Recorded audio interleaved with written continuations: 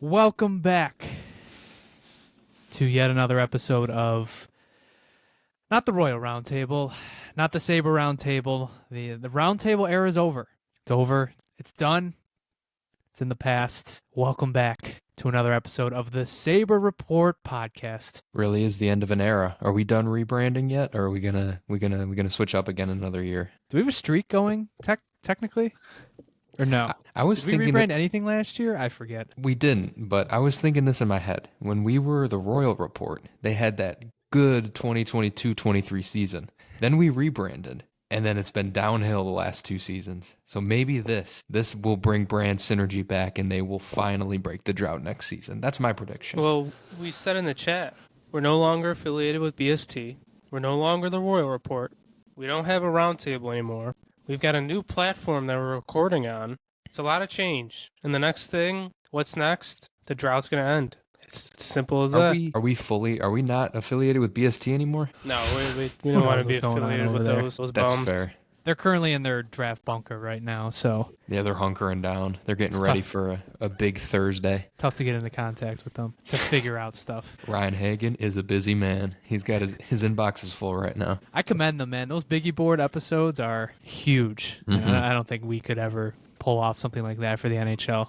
They watch a lot of tape. A lot of tape. Yeah, just knowing, It's a You could fancy pull- way of saying they are very unemployed. just being able to pull up maybe a guy that might go in the first round and them going into detail, being able to talk about him. It's like, man, Jesus, like you want to like seek employment or something? Put the fries in the bag, something. I mean, Come on. It just shows the difference between the NFL and like any other sport because this really only happens in the NFL. Like you'll get some It's people huge. who, watch the prospects for NHL or NBA or for the MLB, but it's so different. Like it's hard to compare.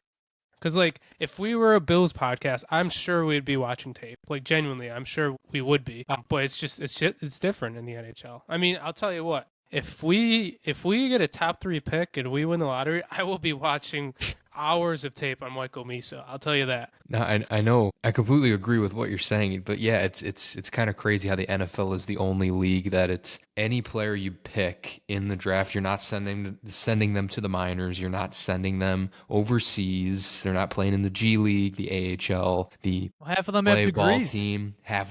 It's like these guys are going to be at your training camp. They're impact players immediately. That's what makes the NFL draft as big as it is. They're all impact players. Exactly.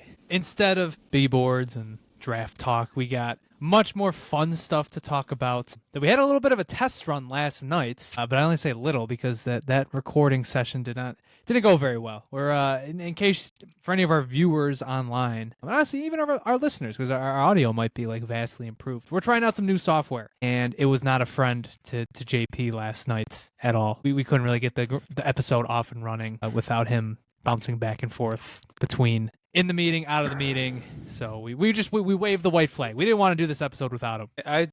Full disclosure, I haven't told anybody this. I had a full crash out after I left that last time. Dude, I had wasn't a gonna full crash out. I didn't, and like you guys are texting in the chat like for 3 hours. Like I didn't text all night. He didn't respond. I had a full Dude. crash out.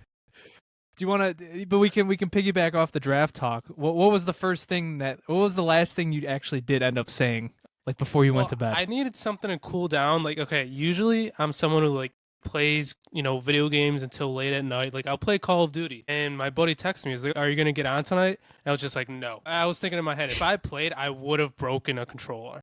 So I was like, okay, I just need to like watch something to calm down. I watched Draft Day last year for the first time, so I want to make that like an annual thing before the draft. So I watched Draft Day, and it was probably like 1:30 in the morning when I finished. And I just texted, "Finish Draft Day, I'm ready for the draft."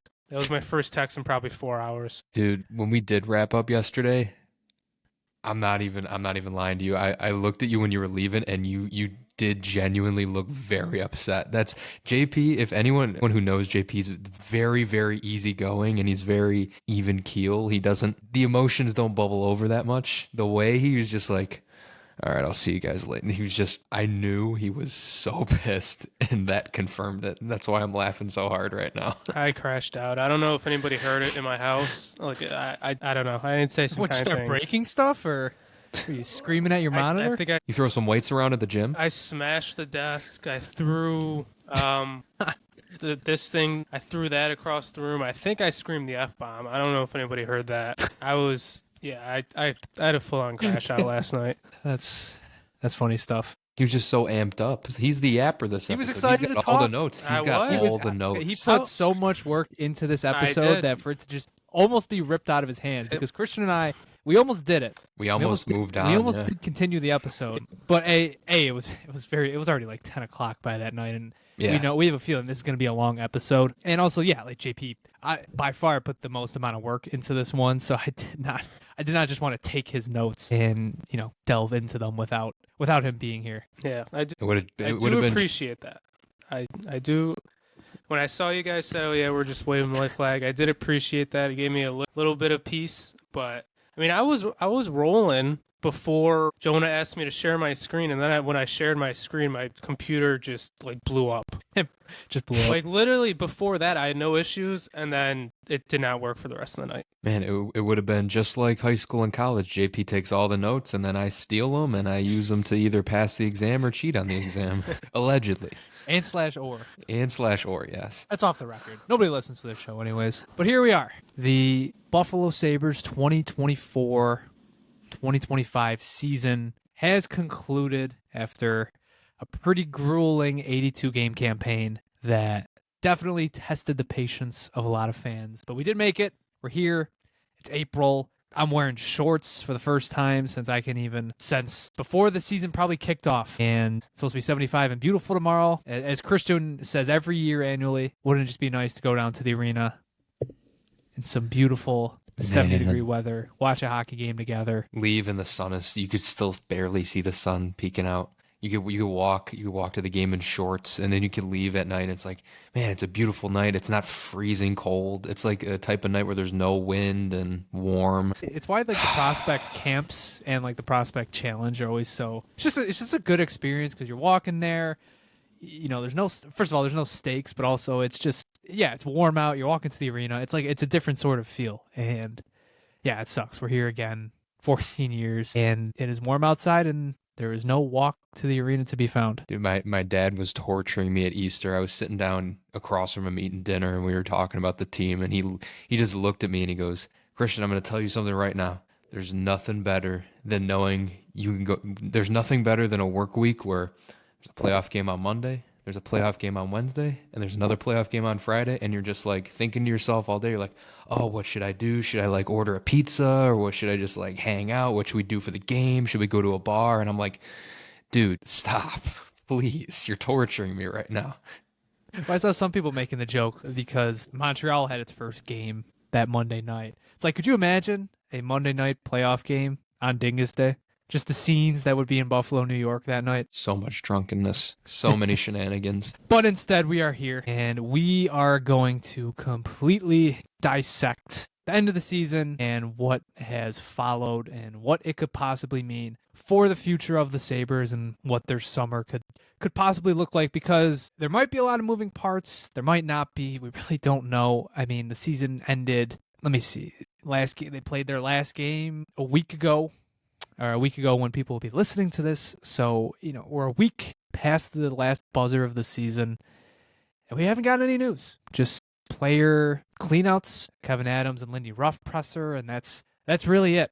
No news, no staff changes as of now, only rumors and, potential changes on the way. It's been interesting, and we're still in that bubble period of kind of wondering where they're going to go off the ice. Terry is in no rush. Multiple teams have made changes or committed to GMs and coaches. But not us. We're still over here. Terry's probably waiting until after the Bills draft, because he's probably doing a lot of scouting for that. Like, he knows his stuff. So I understand it's a busy time for him. So I'm gonna assume early next week, Monday or Tuesday, we will finally hear something or see some sort of movement. He's got his feet up on the desk, and he's enjoying it. He's enjoying himself. He's just talking ready ball right now with his with Bean and McDermott. Right, like, he's just talking ball. Yeah, he's ready. And then they're like, don't you have a meeting in Florida with some dude named Kevin over the weekend? He's like, Kevin? What? What are you talking about? No. Kevin gives him a call. Kevin. starts You just imagine he naming calls him. NFL He calls him players. something completely. He calls him something completely different because of the Y. He calls him like Kevine or something. It's like, who the hell's Kevin? Calls him Kyle. Yeah, thanks for stopping in, Kyle. It's Kevin, Terry. Terry, we've known each other for a decade now. Please call me my actual name. Yeah, whatever, Kendra. But before we get into all of that, it's important to at least touch on how the Sabres concluded their season. I think the last time we talked, they were heading into the Blue Jackets game. So I remember we talked a lot about last episode, how like there was a decent chance that this team could finish above 500. And, they did go on to lose 4 straight, but, you had the Blue Jackets fighting for a playoffs, fighting for their playoff lives. Then you had a gauntlet of the top 3 in the Atlantic with Toronto, Florida, and Tampa. So the odds were sort of stacked against them, and they didn't come out on top in any of those games. But luckily, last game of the season, Flyers at home, they won that one. Went off on kind of a good note, and some nice milestones happened in those games too that just kind of contributed to that being just a nice bookend to the season. Lindy Ruff obviously getting his 900th win, something that's only 900th win in the regular season, something that's only been done by 5 coaches ever. Alex Tuch broke an NHL record period with most block shots in a season by a forward with 112, and even had Ryan McLeod hitting 20 goals and bookending a season that was one of the few that from start to finish, it was a nice story for the Sabres. So a nice end to the year, and they did somewhat deserve that with how they'd been playing the last month. It would have been weird if they went out on a stinker 5-game losing streak. Would have been poetic for earlier in the season, but with all the changes that they want us to believe in, I guess it was nice to win that Philly game. And they stayed in the lottery odds. They could still get first or second, which is all I want. I thought they were honestly going to play themselves out of it, but we still got a chance at Michael Misa. I think 6.5% chance to get the first pick. So, I got something to look forward to at least. Didn't that game have big implications? Couldn't the Sabres have somehow dropped below the Flyers if they had lost in regulation? We would have been 6th. They would have been 7th instead. We got 7th and they got 6th. I believe. That's a tough break for you. 6.5, right? 6.5 chance? I think it would have been 6.5 in a dream. Yeah, I think it was like a percent difference, so I'm not going to lose sleep over it. There is one more thing before we kind of get off the on-ice stuff heading into the summer. Owen Power was injured in the Panthers game, and kind of an ugly play. Matthias Samuelsson pushed a defender onto Owen Power's leg, and it kind of bent the wrong way. And it's that type of injury where you're thinking, oh no, this could be ACL, this could be 9 months or so. It would maybe bleed into next season. You don't really have a clear idea, but sounds of things, what we've heard, what's been said, it does seem like Owen Power has avoided the worst. I believe he said he doesn't even think he needs to get surgery for it. And either way, it's only a 1 or 2 month recovery, so it'll blend a little bit into his off season, but not into the Sabres' actual season next October. So that's kind of all that matters from that. That would have been just a huge blow to a defense that seemingly is already on the path to getting changes to it. And in a scenario like that, you don't know, like, does Owen Power force them into a corner, like sign Bowen Byram to an extension that they maybe wouldn't have otherwise? You would have been kind of scrambling to guess which way they would have gone. Feels like every decision that comes out of that would have been a bad one.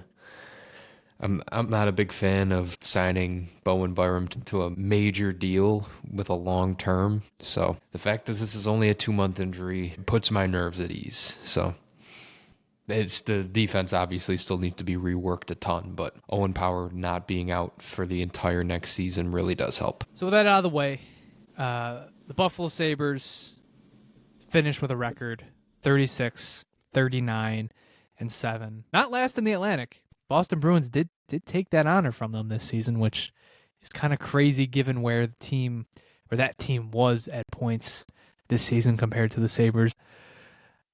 A very disappointing season overall. The Sabres don't even crack the 80-point plateau. They finished with 79, which is just insane to really think about. It's their first below 500 season in 2 years. Just a complete step back in every regard, and we have talked about it in bunches so many times, but now that it's over, the 82 games have passed. What are you going to remember the most about this season as pertaining to like what what exactly went wrong here? It's a loaded question. And It's a very loaded question. It's tough to put that into one answer, but it's just I don't want to call it a fun exercise, but I feel like it's an exercise that like they should be asking themselves, because at least on the ice, what did go wrong for them? Was it just one bad losing streak, like they try to tell you, or was it the goaltending? Was it the defense? What the hell happened to this team? I was gonna say was if you just want to look at the basic stats, like their expected goals against were one of the worst in the league. Goaltending, like goal save above expected, Luukkonen was awful. And I mean, James Reimer, obviously lower sample size, he was okay, other than that stretch he had at the end of the season. And yeah, 13-game losing streak really just ties a big bow on that steaming pile of you-know-what. So that's where I'd point to first, but there's obviously other locker room stuff. And when we get into Lindy's presser, there's some stuff I want to bring up about the team not buying in and individuality stuff and just a big mess all around. Yeah, I mean, whenever we look back on this and, years to come, I think we're just going to remember the 13-game losing streak. Like, even if that wasn't the only reason why we got to where we were, I mean, that's what we're going to remember. And I think I'll also remember how embarrassing the power play was to watch the entire year. Forgot about that. Power play was awful. It's a good thing you forgot about it. You don't want to think about it.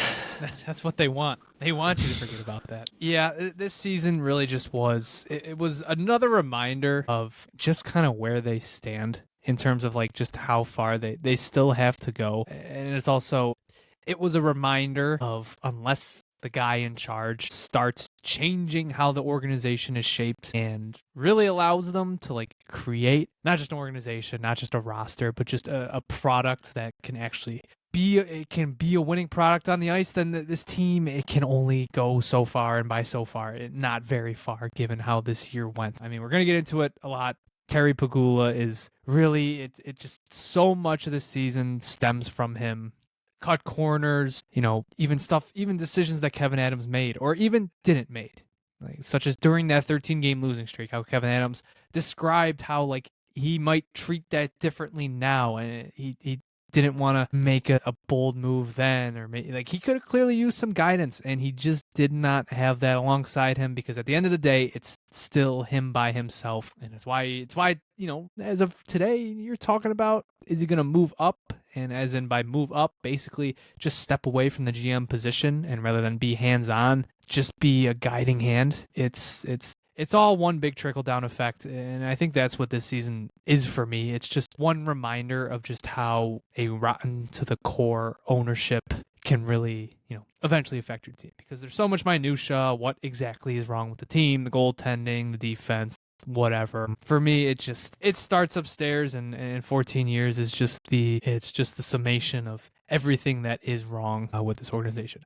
On that note, let's get into everything that happened after the season ended. We'll start with the players. We'll start with what they had to say walking out of it. And we mentioned JP took a lot of notes. He watched every single locker clean out by the players and took notes. He's probably the only person alive that could take credit for that. So, he has got the most to say out of this, and it'll be interesting to see, how we dissect this locker clean out. So JP, take it away. Look at that. We got a shared screen. That was a big issue last night on our first attempt at this. That's why JP's I'm not sharing the computer screen. exploded. Yeah. Like Jonas said, while everybody was out partying on Dingus Day, I was watching our Sabres players talk, and probably about 3 or 4 hours worth of it. It was like 3 hours worth of videos, but then I did organize some of my notes because there is so much with the Lindy and Kevyn one. So I mean, yeah, I people come to this pod, they expect educated takes, and that's what I'm going to give them. I mean, Christian might be spitting out of his butt and just saying what happened in the eye test, but some people come here and do research and are educated. All right, stop pumping your own tires. Read the notes, boy. Put the fries in the bag. All right, so there was quite a few player interviews, there is Zucker, Tuck, Greenway, McLeod, Darlene, Tage, Norris, Byram, Power, Paterka, Sammy, and Quinn. Before I go into them, I did find it kind of interesting on all the people that they did choose. I think there is one notable exclusion. I mean, our quote-unquote franchise goalie was not interviewed at all. I think that is something to note. And I also did find it interesting that like Quinn had an interview, even though he had the shortest one by far. But I found it interesting that he was interviewed and that UPL wasn't at all. All right, without further ado, Jameson. I didn't know if you guys What do you want us to give you a lead in? Well, I didn't know if Folks, you guys had any thoughts on that. I didn't know Folks, if Christian your was going speaker to say today- something about his favorite goalie. Highly esteemed member of this podcast, of the brand. Face. Nobody of the does it like podcast. him. He is the face, the quote unquote, the people's champ, the face of the show, not the voice, but the face. He what else can you really say? JP Aaron's, take it away. Thank you for the kind introduction. Hold your applause. Yeah, hold your applause. All right, I'll say, out of all the interviews, anybody wants to go back and watch any, I think two really stuck out to me, and that was Zucker and Tage. I mean, first of all, they had the two longest ones, and I thought they were both pretty honest. Where, some other guys, just keeping to their media trained answers and not saying anything too exciting. But Zucker and Tage had some good interviews. So I'll start with Zucker. The thing I found most interesting about his is he said how he doesn't feel like he did good enough. He didn't do a good enough job as a leader of the team and being the oldest guy on the team, other than Reimer. But I found it interesting how he said that, and he said he's excited to take on the challenge, of being a leader next year and to help all the young guys. I mean, as he kept talking, I was just thinking, like, he's easily going to be an assistant captain next year. You could already see how much he means to this team. Other players, have talked about him and how important his voice is to this organization. He's a very important voice in that locker room. Another thing that was interesting is, I think someone asked them about, the aura of the Sabres and, their, drought and how it's perceived among the league. And he said, before he got here, he didn't hear anything. Like, he said there's no aura around the league that Sabres some dumpster organization. He said Arizona was worse. It felt worse.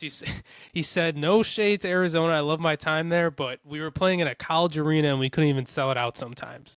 So he said it's, most of the talk is more on the outside rather than the inside. And then he came to Buffalo and the same amount of people showed up. That is an interesting tidbit because I would have just assumed that people in the league would know more than the people outside. Like, people would talk more in the league than outside. I suppose. I think it's when you talk about the aura of the Sabres and the stigma, it's not something players are really going to talk about until the off season, and unless they have a really close relationship with a player on that team or something along those lines. I don't think they're really going to talk about it that much. So it's probably very differing based on player to player. Where there's probably a lot of negative talk, it's probably with the agents, the people that actually talk to ownership and the GMs and really see we've how. seen that too in some of the quotes we've gotten. What was one of the quotes we got earlier this year from an agent? Yeah, I mean, that ESPN article basically just put a dagger into the middle of the Sabres organization. I mean, it's nice. It's nice to hear that someone like Zucker, who has been in the league for a long time, says that there's no real bad aura. I just don't know if I believe that. Fully. I feel like I said, it's probably player to player, and especially given how long this drought has gone. I mean, you have respected players that probably would say bad things about the organization. I think part of it is like other teams aren't going to think about the Sabres much because they're not in the playoff race. So they come into town and they leave. Like they don't think about them twice. And aside from 2 seasons in Pittsburgh, he's basically been a West Coast guy. Minnesota, Arizona, Nashville. I don't know. I mean, I guess the Penguins was a pretty long period. I think I said 2 years. I forget how long he was there. But I don't know. He's kind of been away from them for a while, so I don't know. It is nice to hear, and hopefully it means more people are willing to come here. But obviously, that has not been the case over the past few seasons. Why? Because we don't have palm trees. Continue, JP. Moving on. He said the 13-game losing streak, of course it hit him while it was happening, but he said it didn't really hit him the rest of the season until they got to like April, and he was like, oh, we're still technically in it. And he said how we just needed 3 more wins during that 13-game losing streak, and we were right there. But he also did talk about Kulik a little. He said how people really overlooked all the matchups that he had this year, and he specifically said the Leafs game recently, how he faced up against their top line, Matthews, Marner, and Nyes, like the entire night, and how he's a great two-way center, a big part of Tajic's success, and I think he was really a mentor for him this entire year. Kevyn and Lindy do talk about that a little, so we'll get to that, but you could just see how much Zucker had an impact on the entire roster, but like specifically Kulik, which is nice to hear. But the quote that that's going to come out of this press conference that everybody probably saw is he was asked about like, will this stretch of games at the end of the season lead into the next year, and he's like, hope is a shitty strategy. That was probably the best quote of anybody that was interviewed said that hope is a shitty strategy, and I really hope our front office takes that to heart. All right, we'll go to Tage's next, because like I said, Tage and Zucker's, were the 2 best interviews. Tage was like very honest throughout the whole thing. Like I said, like people like talk or I don't know, like power. They just had their basic answers. Or Tage is, he was very, very honest. He talked about accountability a lot, and he said, you can try and pull people in, but at the end of the day, it's an individual thing. He said something that I thought was really interesting and notable. He was like, a lot of young guys, might be chasing personal goals, but we need to play as a team. I think that's a notable quote. I don't know if he's, calling out people specifically or if he's just saying in general, but those 2 things together, saying young guys might be chasing goals and that it's an individual decision for accountability. I think that is pretty notable that he said that. Yeah, I don't want to guess here about who he's talking about, but I will. Now, I mean, you think about like who's going to be record chasing, but like goal chasing. Your mind immediately goes to people that need to perform to earn a living, as in the guys that need new contracts. I don't think it would be too crazy if he was sort of alluding to guys like JJ Peterka or Jack Quinn especially, or even Bowen Byram, all guys that need new contracts, and we're all having career years at some point during the season, and 2 of them did. I mean, Peterka and Quinn did. I know off the top of my head. I think Bowen Byram had a career year in terms of points. That's without looking, but that's kind of what I would guess. I don't know. Like I said, it's not a huge deal. It is what it is. Him bringing that up. He's probably talking to somebody he may have been there before.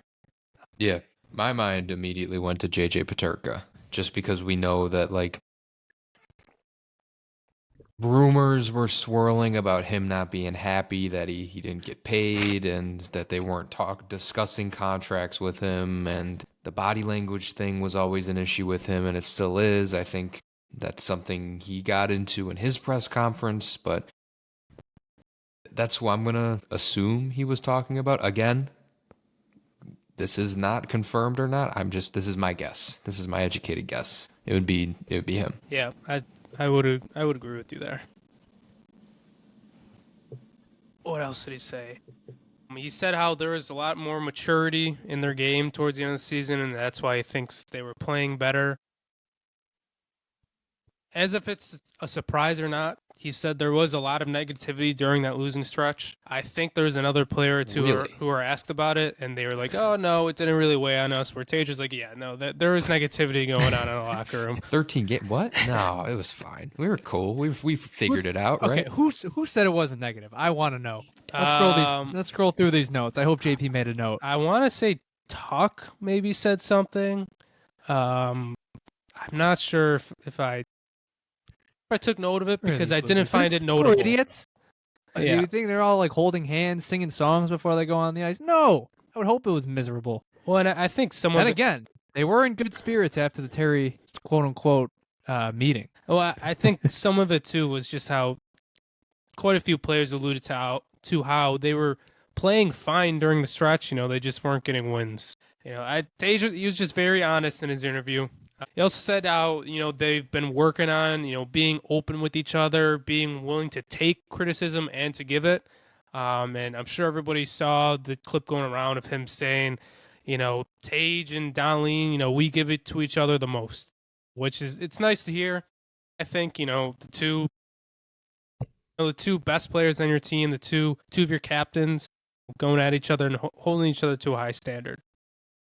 I think that was That Go ahead. that criticism comment, that screams like something that was also said in 2021 or 2022 and should have been No, addressed then as well. 2024 is in accountability. That's, I mean, I'm just saying like that. It should have been this should have been buried then, not even 2024. It shouldn't have gotten to that point. This accountability thing. It's like, is it that hard to take criticism? Like, are you that dense? Are you that stuck in your own way that you can't take criticism from your own teammates? yeah, I mean, it's God, just, if JT Miller was on this team, this whole team wouldn't show up to practice.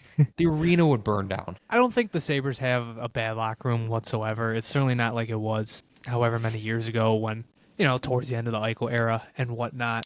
But I don't know, you're kind of getting insight into, weirdly, there's some egos going on here, and it's like, I don't want to say ego, but like to hear that they're not good at taking criticism when like that's all they friggin' receive these days. Nobody says good things about them. This is the status quo we're dealing with here. It's a like it's a little jarring. But then Yeah. again, you do have to realize we can recognize the type of coach that someone like Don Granato was. So that might play into it too. Lindy was supposed to be the anti-Granato in that regard. So maybe it's probably not something you need to look too deep into. It's just sort of funny to hear. And at the end of the day, I mean, whether you want to hear it or not, we do got a lot of young guys on the team. Probably haven't had to do a lot of this in their hockey careers yet because they were all the stars on their teams and probably didn't have to hold each other accountable as much, I guess. One thing I swear maybe almost every single player said, including Kevyn, is you got to look yourself in the mirror. That's the first thing we got to do. I swear, like Kevyn has probably said that 1,000 times, throughout his tenure as GM. Like so many players said it. It's like, yeah, we get it. Like we get it. Well, that was the accountability thing last year. After Granato got fired, everybody just walks into the media rooms like, got to take accountability. We're just going to have accountability next year. Accountability. It's like, you could tell that was sort of like the message to them and that they were told to relay that. Yeah. I mean, I'll give Adams credit there. At least he shows up in front of a microphone and does address his failures, even though they happen all the time. And it's just like, oh my God, like how often is this going to happen? Like this press conference, he definitely did. You'll never see Terry Pagula do that. Is he ever? When is the last time he sat his ass in front of a microphone and was like, I'm sorry, it's not good enough. We need to be better. He'll write a letter. I don't know. Does Kevyn even really be that direct about it? The Palm Trees press conference was not that. That was very much, everything's fine. Trust me, guys. We're going to be okay. But we'll get to that presser. Trust me, there's a lot of notes on that. Only other thing notable that Tage said is someone did ask about the power play, and he said, they just let the frustration snowball.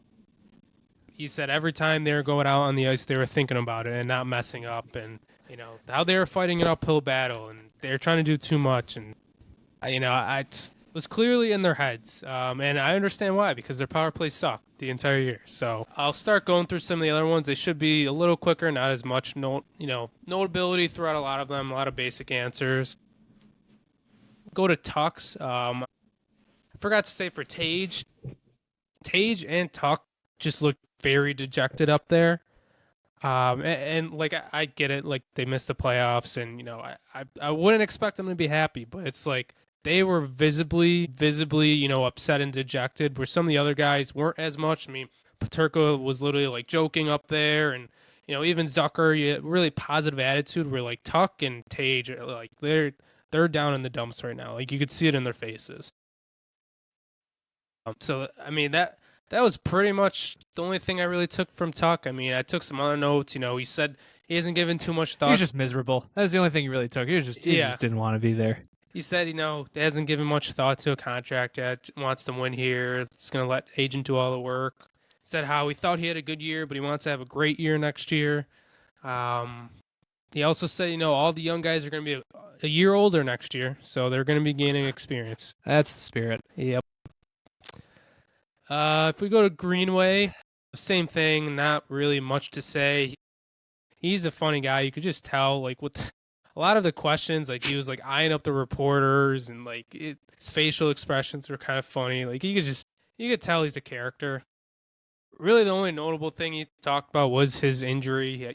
He said his injury was correlated with the surgery that he had earlier in the year. It took longer than expected, and he would be ready to go in the playoffs if we were playing. I gotta talk about one of my biggest pet peeves in hockey. Like when he was like, "Oh yeah, injury correlated to surgery." So I looked up, "Oh yeah, what surgery to have?" Like I knew it was a mid body injury. He had a mid body surgery injury. Like, oh. Great. Thanks for the help. Like I can't stand that about the NHL. Go to the NFL, the MLB, they'll tell you every single injury, like down to the smallest of detail, when it happened, how bad is it? The NHL, oh yeah, he's got a lower body injury. He's day to day. Now he's week to week. Like they don't. It's frustrating as a fan. Like especially like in your postseason press conference, the season's over. You can talk about your injury. And nope, it was a mid-body injury. Like even Power didn't elaborate at all on his injury. That's the only thing I'll give Norris credit. Like he was like, it was an oblique injury. Like I tore my oblique, but it's just a mid-body injury. It could literally be anything. What, mid-body isn't good enough for you, JP? You can't make your own inferences out here? I thought you were the note taker. What could that mean? Is it a hip? Is it his ribs? Is it somewhere in the middle? Like what the hell is mid-body? One of my maybe a hernia. I don't know. It's very funny this time of year, too, because it's the playoff injury season. So it's dead silent until the very end. So, you'll be somebody like Gabe Landeskog, who it's like, he'll win the Stanley Cup, but he was playing through something. You find out at the end of the year that, his arm has to be amputated or some shit. It's funny stuff like that. McLeod's really nothing to it. The only thing he said was, he thinks he has more offense to add to his game. So I'm sure Jonah's happy to hear that. Now we can get to our captain, unless Jonah's got anything to say on that. No, I mean, it's nice that he thinks that, but I would be very surprised if he has another season like this. I mean, look. He had 53 points. 53 points, 20 goals, phenomenal season. He was awesome. Lock him up. It's not that he isn't that. It's not that he can't be that good again. It's just, I mean, he overtook Dylan Cousins for the 2C spot this season. He's not going to have that role going forward. Wasn't as big of a jump as we thought it would be, considering how Dylan Cousins performed last night for the Senators. But he won that role, and by the end of the season, he was on the second power play unit. Sometimes he's on the first power play unit. I mean, when Peterka was out for a little bit, he was on the right wall, and it really wasn't even that bad. But you'd be very surprised to see that happen again next season, and I think maybe he has more playmaking in his game. I mean, I think that's something that definitely flourished this year. I think he had barely any accumulated assists his past few seasons at Edmonton. Obviously, he had 33 this season. Maybe he flashes more in limited minutes and is, the ratio of his points per 60, maybe that's higher by the end of next season. So maybe, but I think final point total, I think 53 is just, first of all, it's a phenomenal place to leave off on, and if he never hits it again, I don't think you're too mad. All right, on to our captain. He did have some notable stuff that was said. He started off with one of the first questions is like, yeah, this year again with no playoffs. He said how we haven't proved anything, and that he admits that, it has taken a toll on him, all this losing and not making the playoffs. He said he learned a lot about himself, this year as being a captain. Everything was so new as being, the captain of the team, to start. And, he learned how he wants to be a captain, learned how to delegate, stuff like that. The there's this one question. I forget who asked it, but they were basically like, now being the captain, being the highest paid player, being one of the most talented players on the team, do you want to be involved in, the decision making this offseason? And I think it was at first kind of stunned or didn't understand the question. So they repeated themselves and he was just like, sure. Like an upbeat voice is like, sure. Like, yeah, I'll be involved. But, I wouldn't expect that. He said, Lindy told us that we better come back in good shape. So more about the strength and conditioning. He said how the Tage event was a wake-up call and how we all became closer after that, and it never happened again. I think someone else talked about, the Tage event too. And he said, Is that what they called it? Did they just call it the Tage event? And no, some doomsday thing that they couldn't directly describe? No, that's we all remember where we were that day. Yeah. And he said, we need to improve on our power play and defense. So nothing too crazy out of Dahlin, but I mean, he said if we go to Norris, kind of found his interesting that that they did make him do an interview, considering he only played 3 games for us, and you could kind of tell he wasn't the most. He didn't have much to say, I guess. I don't want to put it in a negative light, but he didn't have much to say. He said how he had a torn oblique. It kept getting worse here. He probably came back too early in February. He wouldn't say specifically when it happened. So, but he did say the last few off seasons, he really hasn't had a healthy summer with his, with his shoulder injuries in the past. So he's excited to have, a full healthy summer and, is hoping to really work on his game. He also, I don't know if this was ever announced, but he did move in with McLeod once he got traded here. On to Byram, he said he feel like he took a lot of strides in his game this year and thought he was playing some of the best defensive play he ever did in the NHL. Admitted he had a rocky end to the season, but he thought, he was starting to play better defensively. He kind of admitted how, his offensive style, does depend on who he plays with and how he's, a very good complementary player with Dahlin, probably alluding to, I know I play my best with Dahlin, as I get anybody my ass would. carried by him on a consistent basis. Yeah. He said he'll talk to Kevyn and the camp about, being his contract. He said, Kevin's great to work with, very communicative. Had to put that out there. He was asked about power a little. He said how, his poise with the puck and how he sees the ice. And not many players in the NHL have that. And how they, they're both in similar situations, navigating the NHL, being young players. And I didn't know this. I don't know if anybody else did, but he played 82 games this season. So we had 2 players who did that. I had no idea either of them did it until the end of the season, to be honest. And out of all the people that talk, right? that's really encouraging for Bowen Byram. Yep. He even said that's a good small victory. Honestly, it's a big victory in and of itself, considering that was the main concern when he was brought in. You're like, could he stay healthy from the head injuries, all that stuff? So good for him. Yep. Power, like Jonah alluded to a little earlier, the second opinion went well. He's avoiding surgery. He said it's only going to be a couple of months, and he'll be ready to go for next year. Said obviously, he'll be doing a lot of rehab to start his off season, but then really plans to hit the weight room to fill in his body and get stronger. He's on the same page with Lindy on this.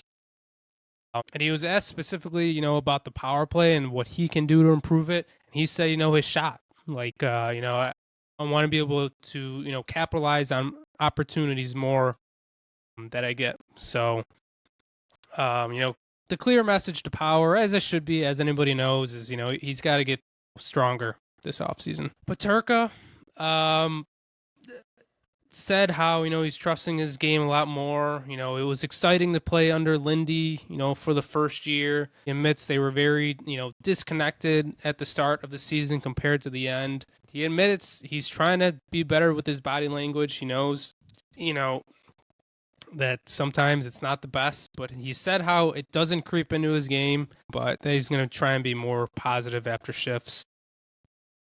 You'll see, so a lot of people talked about Kulik, especially Kevyn and Lindy. So he even said, how much he grew and, how he handled the situations he was in. One thing I found funny about Paterka's press conference is I swear after every single question, he took a big gulp of water. Like he had like a 7-minute interview and he finished a whole water bottle. Like it was just, you could just tell like that's not something he loves to do. And he, every single time after a question, he was taking a big swig of water. Vapor distilled hydration. Yes, as two of our co-hosts on screen both take huge sips of water. I guess I'll go to Sammy next. He honestly had a pretty long presser, and he said some notable things. I'll say he liked his game at the end of the season. He thought he was playing a lot better down the stretch, getting involved more, moving his feet, playing free, taking pride in being hard to play against. I wonder what changed. I wonder what changed between the beginning of the season and the end of the season. Who could he have possibly been playing with down the stretch that might have elevated his game? Any guesses? Any takers? Jacob Bryson. Final answer. Close. I think we know The what next the best answer player, is. the next better player. He's playing with Don Lee. Yeah. I mean, yeah, obviously, We'll get no into that shit more. that your game's going to be better. Kevin brings up them playing together, and you're probably not going to like the answer. So we'll get into that some more. God.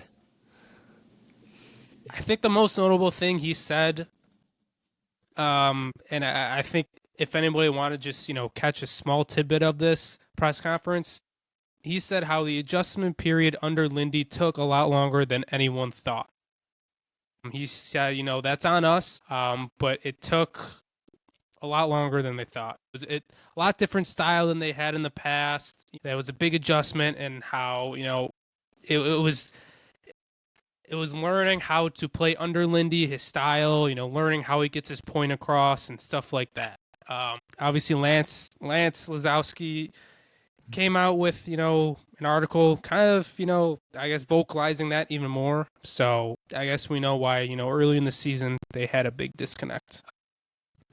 He said, once again, the Tage, hit was brought up. He said it's not his proudest moment. He said he learned a lot from it, and he felt a shift in the team toughness after that. What did he learn? What? All right, I'm Respect- stepping in here. What the hell did he learn? I He had another opportunity to see multiple opportunities to step in, but like the Detroit brawl was like another night where he did absolutely nothing in that situation. So I'm sorry, I'm agree really with getting you. on his case here. This is all just he's in a tough spot. He's not gonna admit like, yeah, I don't fight people. Like I'm just not gonna do that. But it's a little annoying. Or Kulik getting leveled at the end of the season, and you had to have Zach Benson go in. He's the one Exactly. who That was goes in, and the he has call. to. I thought you said Detroit. All right, I'm thinking of Detroit. Benson got into a fight before Samuelson did. Yeah, I agree. That's Respectfully, I don't think you changed at all after that event, Samuelson. Like, nothing he did showed that he learned from it. No, and you're making that kind of money to be the third line defenseman to play that role, and you're not doing it. Like, people look to you. That's why you have a letter on your jersey too. People look to you to respond, and he just won't. All right, let's get this Quinn presser going. I'm gonna finish. Sammy also said, it was nice to have Zucker come in with Zemgad and Kyle leaving. So another vet coming in, but Quinn, last one, he had the shortest one, but he did have some interesting stuff to say. I mean, he said how Donnie and Lindy both preach a lot of different things, and the team had to figure out how to play under Lindy. But he said, they did preach some same stuff. He said how our favorite assistant head coach is a big fan of him. He has a lot of belief in me. Seth Appert, he's always in his corner, even when things weren't going right. And he said how he needs to get stronger and faster this offseason. So that was all the player interviews. There's quite a few, but definitely some notable stuff that was said. Well done, Jameson. Well Yeah, done. Round nice. of applause. Round of applause. Nice work with those. Crazy, we're already an hour in here, and just talking about player interviews, and we're not even into like the juiciest one of them all. So, without further ado, why don't we get into the big one? The Kevyn Adams, the Lindy Ruff, their press conference, which obviously gave us the most to chew on heading into the summer. So, JP, once again, take it away. Take us through this. What I thought was just a very miserable conference to sit through. Yeah, I mean, it was a lot of the same stuff being said, to be completely honest. I mean, talking about some specifics, was interesting. Probably not some good stuff you want to hear. Do you want me to start with Kevyn or Lindy? Because I did separate, what each of them said. Let's start with Lindy, considering like his questions in comparison to Kevyn Adams were softballs. Yeah, Lindy honestly didn't talk too much.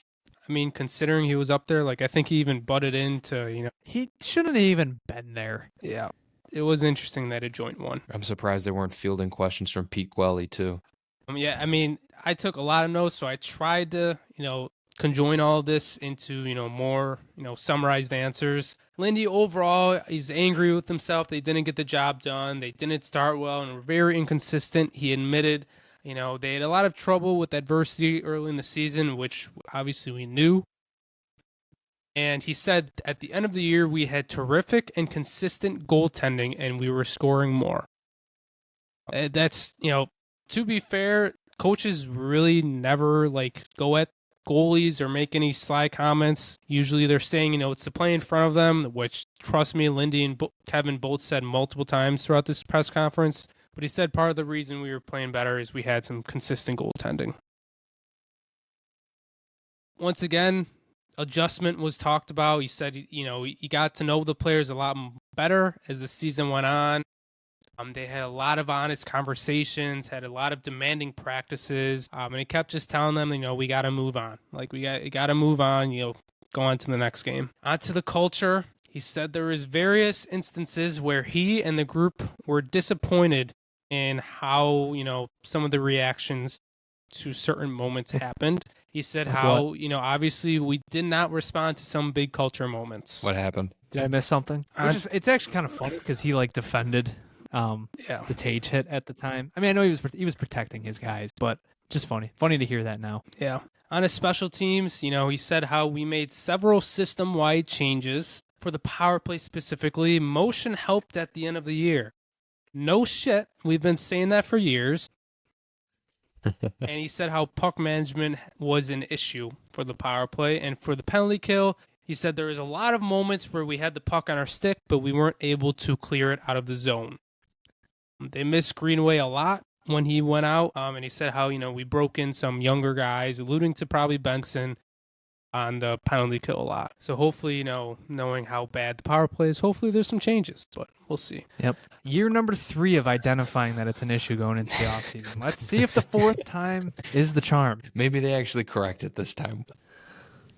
Touch on the defense quick. He said how, the puck play and decisions need to be better and how, the better defense will help goaltending. So him and Kevyn talked a lot about Kulik, which was really interesting. You could see the organization and, some of his teammates are really excited to see how he develops, and we're really, happy with how his season went down. He said how he really impressed them as a center, how he skates more and is a lot more effective as a center. Later in the year, his defensive numbers were very good. They were matching him up against top lines and still producing. I personally did not realize that. I don't know if you guys did, but he said, they were basically giving him defensive matchups against some of the top lines. He said how Kulik. That's a Zach Benson compliment, actually. That's what that is. That right there, I know what they see. Because obviously he's a fantastic skater. I could maybe see him someday having positive defensive results. But I'm sorry, that is a Zach Benson compliment. Because I like Tage's Kulik's metrics, not great. Zach Benson, on the other hand, put together an unbelievable defensive season from start to finish. And, that carried over to when he was on the top line. So I don't want to take away. I read that and I'm like, that's funny. Come on, guy. We know who's driving the defense on that line. Yeah, that's fair. I didn't think his defensive metrics were, too impressive, but I mean, Lindy was talking high on him. He said, he played very well with Tage and how Tage's numbers were better with him than anyone else. And both him and Kevyn did talk about him being sent down for the AHL playoffs, and he said how he thinks the AHL playoffs is better for his development compared to Worlds. And the last thing that I took down for Lindy was him and Kevyn, they both talked about like our center spine and our center core. He said how it's easier for a center to go to the wing than vice versa, and he specifically mentioned McLeod playing wing in Edmonton. I do think that kind of is notable. That might be one of the guys he thinks can flex if we do we bring in another center this year. He said how Tage could easily go back to center, how Kulich is not locked into the top spot, but he definitely earned it, and he hopes that he can maintain it. He did say Norris and Tage did play well together, granted in a short sample, but that, who knows, it could be better to have Norris with Tage than Kulich and Tage, but he's just happy they have options. Well, I guess that's good. It's always good to have players that could flex into a center role.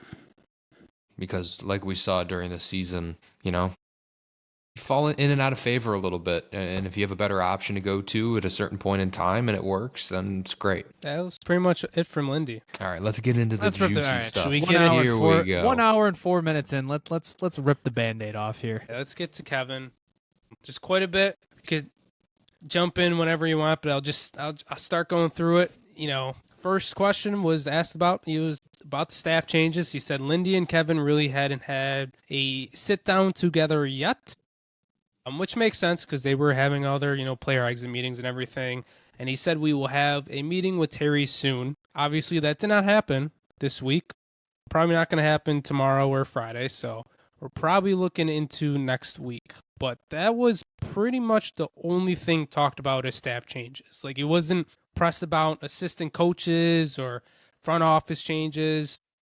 Really, that's pretty much all he had to say. Well, it's not. It's Terry Pagula. He's got to get the Terry input first. So I guess that's really the shoe we're waiting on to drop here. Of course, he was asked about spending to the cap. He didn't really say anything different than he said in the past. Like, I know there was a quote going, like, people going around interpreting what he said as, we're going to try to spend to the cap. Like, he really did not say that. Like, I think that was kind of... No, he did not. It was... He said, he was basically saying because deals have kicked in, he'll imagine they'll be closer. Yeah, like, I thought... Is it a $6 million? It'd be $5.5. Yeah. So I don't know, maybe. Yeah. We should be, I think. Like, I don't know. I'm not a numbers guy. I thought it was kind of misleading on what people were putting out there about what he said. That's even worse. It's even worse. I don't know, or I don't even know which one's better. I'm just not surprised. People were saying, "Oh yeah, we're gonna try and spend to the cap." Like, who the hell said? Who was saying that? That was what was going around Twitter. Like that's how people were interpreting it. But I mean, honestly, he didn't really say anything new. He said, we're always projecting into the future. We're looking for sustainable success. This isn't a Terry thing. He did say, this is the next evolution of the roster. I think he was alluding to next season. He didn't really make it clear, but he said, was always going to be the one where we were going to be close to the cap. So we know he's been projecting. It doesn't make any excuses on why he couldn't make deals in the short term, but he pretty much, didn't change his tone at all about spending to the cap. Cool. Whatever. We'll see. Status quo. Yeah. Status quo. Yeah.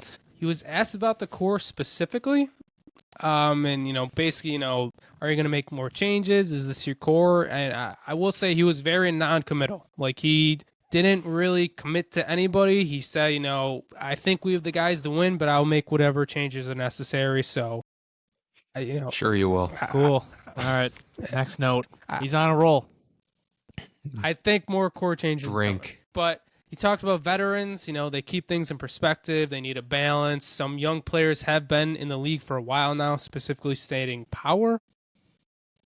One of the cool things that, he said was how Kulich told him in his exit conference that Zucker is the best person he has ever met, how he really took care of him and helped him move into his apartment. So once again, just showing, Zucker's importance Good guy. to Kulich and the team overall. He carries an aura with him. Yep. Strength and conditioning, it was really weird how he said it. I'm not gonna lie. Like, he said, we're gonna take a look at it, and it starts with me. I don't know what that even means. Get into the weight? Like, is he gonna get into the weight room and that's what I bench? mean. Like, it starts with me. Because I have a big summer ahead of me. I- I do. I have some goals I need to hit. Get some PR or something. What is he talking about It was- with that? It was a weird quote. I mean, I think he's trying to say, like, I'm going to keep the players more accountable, but it's like, Just say you're gonna fire the strength and conditioning coach. Just say it. Just say we're gonna move on, because that's. I mean, I feel like that's pretty much what he's looking at there. I feel like that's what he's getting. But what else could he possibly mean? I mean, I know we joke about it, but it starts with me. Does he have to start attending team workouts? Is he gonna get in on these workouts? I mean, he said at the Blue and Gold that I went to, how we're going to keep more in touch with the players. We're going to keep on them more. Like, okay, like, if you really can't trust You're your chaperoning players. them. Yeah. Yeah. Like, this is whatever. this is getting Yeah. This is there's weird. a fine line. This There's is a fine weird. line between being an organization that holds them accountable and just being weirdly overly possessive and annoying.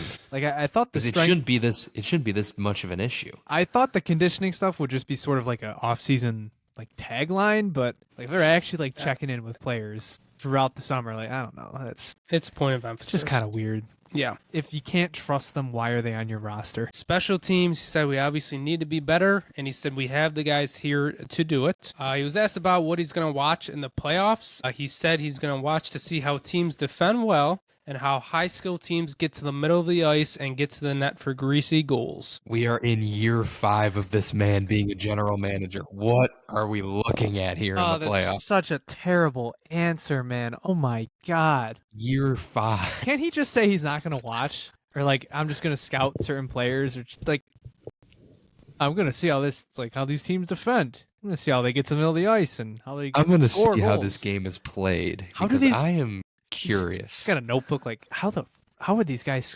That's how they do it. That's how they're scoring. He's playing tic-tac-toe on a notepad. He's texting Lindy right next to him. Like, Lindy, you watching this? Like, you gotta see this. There's good stuff. There's good stuff in here. What the hell is that, man? That's a Terry Pagula quote, honestly. That's That what is a that Terry sounds like. Pagula quote. Terry, what are you gonna watch for the playoffs this year? Oh, how these teams kind of do their thing. They I'm going to defend. watch some attacking, some defending, maybe some goaltending. Yeah, you're watching the game of hockey. Congrats. Oh my god. All right, we'll get into the players specifically more now.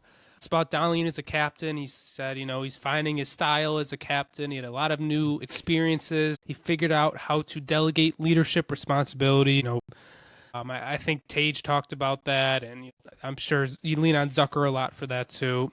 And he said, Dahlin's really a leader by example. Byram, he said he had an excellent season, and that he's, we'll discuss what makes most sense, and he's open to anything. Excellent. I wonder who he was playing with for a good portion of the season. I'll also add. Why in, do you think it was so excellent? I'll also add in that Byram said in his presser, he was interested in staying long term, and I think Adams kind of gave the opposite answer here. Like, I don't think we have the same thought process there. I mean, I think Byram said that. Yeah, he said, I forget exactly what he said. He alluded to that he'd be open to staying here, long term. Or I think in the past he really didn't allude to anything like Samuelson. He said he really found his game in the last 20 to 30 games. Oh my God. He had no confidence or physicality Why? early in the Why? season. And he Can said, somebody in the room just step up and say, Kevin, why do you think he found his game in the last 20 to 30? he said Oh my he God. played well with Dahlin, and he thinks he Fuck, freed man. Dahlin up to be Dahlin. He freed Rasmus up to be Rasmus. I think that's exactly what he said. Oh my God, Can't- we are so Get a load of fucked. this guy. My lord. If he thinks he's going into next season, putting Samuelson next to Dahlin, we have major issues. There's either that or there actually is the possibility that he might just be pumping his tires to, juice up some trade Oh yeah, interest. try. That's wishful thinking. But, well, at least he identified it. He said, yeah, he was playing with Dahlin. But he said he freed This is- Dahlin up to be Dahlin. That's what I took out of it. Yeah, that's No, not true. no, Yeah. dude, this is getting worse and worse as we go along. He was asked about Who's Bryce, up next? Oh, look at this. Jacob Bryson, my favorite signing they made. Why was this a talking point? Well, I mean, I Well- get why it was a talking point. You're asking the GM why the hell he extended a seventh defenseman 2 months early. Well, someone asked, we haven't talked since, Bryson was re-signed. He said how he's well-liked. He's, very positive guy in the locker room. He can jump right in after being scratched, which, I mean, it is true. He said there's not many UFA defensemen, and we didn't want to have a shortage. That pretty much sounded like the reason for You signing just him. traded for Eric Brandstrom. You have Ryan Johnson sitting in the AHL. What do you mean shortage? You have too many left-handed defensemen. It's like you have This is a the plethora. This You is have a the thing. plethora. This is the thing. You have a plethora of ass on your left-handed side of the Like, defense. Oh my god! But If they extended Henry Okiharu or if they extended Bernard Docker like as soon as he got here and he comes to you with that answer, sure, because that's the truth. There's just always a shortage of right-handed defensemen in the league. The UFA class is drying up as each day passes. Sure, fine. You want to extend him, explore the trade market? Fine. Dude, you have like 6 or 7 left-handed defensemen. I didn't even bring up Nikita Novikov, Cal Clegg. Oh my God, what do you mean shortage? I like Bryson. I defended him while talking about that signing because yeah, I understand why they like him. I like him in the same way that they like him. But dude, a shortage? A shortage. Yeah. That's the reason that I mean, yeah, I feel like I want to come to. Sorry, go ahead. Oh, I was just gonna say. No, I feel like I gotta come to Bryson's defense here too, because I've always defended him, and I like the way he plays, and he doesn't deserve the crap he's getting from everyone being like, "Why the hell are we signing this guy 2 months before the season ends? What do we need him for?" Blah, blah. I'm like, I feel like he plays a good role on this team, which you need. But there's just so many more holes and issues to fill. It's like, why this now? Like, why right now? Was Jacob Bryson getting offers from other teams? Was he getting... Did we have to outbid another team like 875 to 900K or something? Are we that pressed for cash? I would have Like, rather them I just don't say know, they got man. bored at the office and decided to do it than that answer. Yeah, that would have been a better answer. Like, at least you're being kind of funny and honest with that I don't one. know. We had nothing to do that day. We're like, somebody called Might as Bryson's well. agent. I mean, that was my big issue with it. It was just the timing. Like, I know I kind of went off when we did it. It was just the timing of it. Like, I really don't hate Bryson that much. It's just the timing is really dumb. He was scratched a game after he signed it. He was scratched multiple. Did he play in the last game? Yeah, I don't we had remember. Power got hurt, so yeah, he played. Oh, He said it's his Good day point. off. Yeah. The only other thing that he brought up when he was talking about Bryson is he said how Ryan Johnson is close to being an everyday player. What? Then why sign he's this not. guy? Yeah, Why sign him? I don't know. I don't know if he's playing better down in Rochester. I don't know, but I think a lot of people kind of forgot about him. He's clearly saying, he's still part of, our plan or future, maybe. He's talking about him like he's 23. This guy's got a doctorate and he's like 20. But I mean, dude, he went a year after Samuelson was drafted. I mean, if not next season, when the hell is this guy going to crack the lineup? No. And you just put a roadblock in front of him. Next point, I can't do this. We already went over the Bryson stuff before. Last defenseman he talked about was Power. He said how he talked to Power about, who he, wants to play with or who he'd like to play with. He said how he has no problem playing with anybody, but he prefers a guy who can move the puck, which I think that makes sense, but it's like, just get him someone consistent. Yeah, I mean, they He said he's absolutely failed need to at that. avoid. He said he has failed at getting Power a partner. Yeah, no shit. It's Yeah. been 3. How many times have we gone to the offseason trying to get him a partner? And they just were like, well, hopefully Henry Okiharu could step up. If anybody likes to just torture themselves mentally, just go look at the amount of time Henry Okiharu has spent with Owen Power over the last 3 seasons. Just to ruin your day. Look, he looked good with Fighting for Bernard. his life. He looked good with Bernard Docker. You hope they don't make the mistake that he's the partner. But I think there's a template there. The type of player that Bernard Docker is. He is a pretty decent puck mover. So that's why those two saw success when they played together. And I wouldn't be surprised if Adams chases after a similar archetype. Knowing things went well with JBD, and given Power specifically said he prefers a guy who can move the puck. It just came to my mind. Is this the first time he's asking Power who he prefers to play with? It's like maybe we should ask him.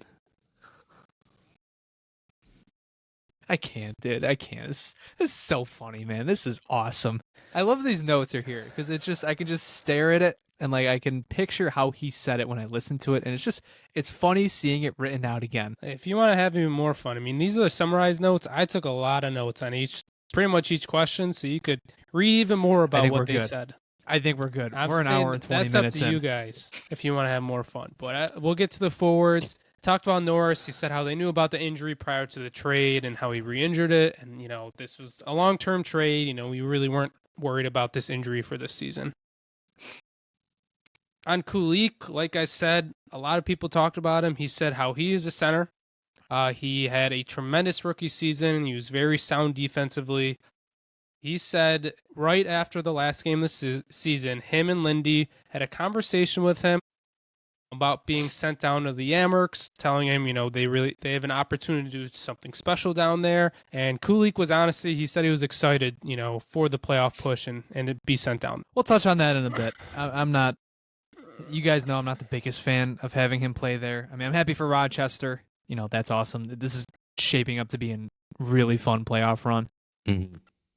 And they need to load up because their division is the most stacked. So I get it from their perspective, but we'll talk about it in a bit. Yeah, talked about the center core. He said how Norris is a top 1 or 2. Said McLeod took a big step. Krebs had a good season. Kozak showed he can play a meaningful role, and he's very comfortable with how the middle is working. But of course, they'll look into more opportunities if it presents himself. But it seems like they're pretty comfortable with. Their 5 centers, Kulik, Norris, McLeod, Krebs, and Kozak, and that's not even including Tage. So I wouldn't expect a change up the middle. Talking about the goaltending, he was asked about Levi. He said, he has an opportunity to have a great postseason run. It's right there. And he basically said, it's up to him when the time happens, once he makes the jump to the NHL. And last point I got talking about UPL, he said he has a lot of faith in him. He's going to bounce back. He did say how there's a lot of variability with goalies, especially young ones, which, is true. We all do think that. He said, of course, we need to play better in front of him. They're open to anything for goaltending. I mean, someone asked him if, they would go into the season next year with UPL and Levi. Once again, he said he's open to anything, but he's not scared to go into the season with Luukkonen and Levi if that is the case. Don't worry, we know that. We certainly know he's not afraid to do that. Oh, man, I don't know. It's just a miserable. It's not an awful more of the same. conference. It's more of the That's what it same. is. It's more of the same. Yeah. And then it's on. And there was funny stuff thrown in there. I mean, It's just God.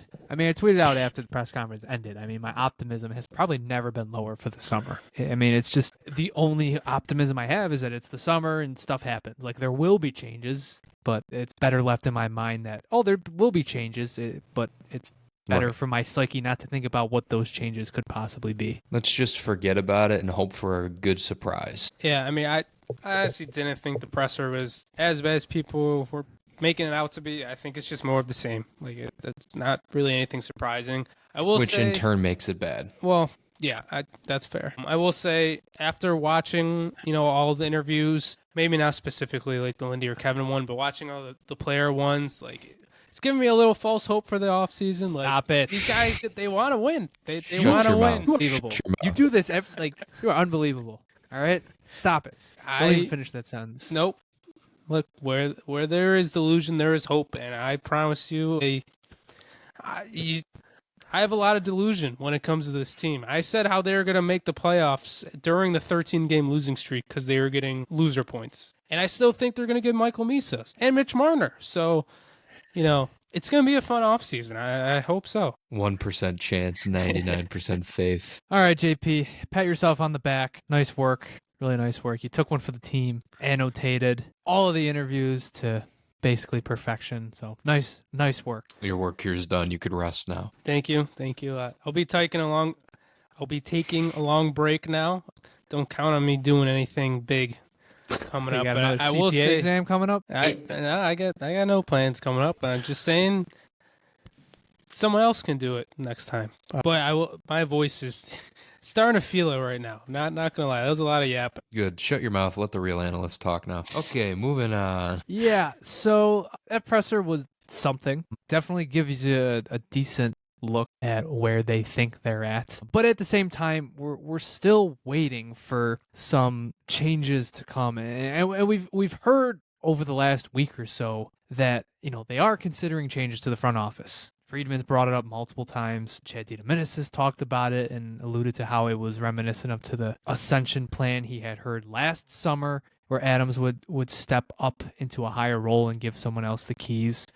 So, we can talk about that really quickly. So, potentially, Kevyn Adams might be done as general manager. And, it's weird to think that might be the case, but it's also not like a pressing issue. Like that we genuinely might have a different general manager in a week's time, but it's taken at least 7 days plus days to get that news. And I feel like it just kind of gives you a general idea of what these moves actually mean.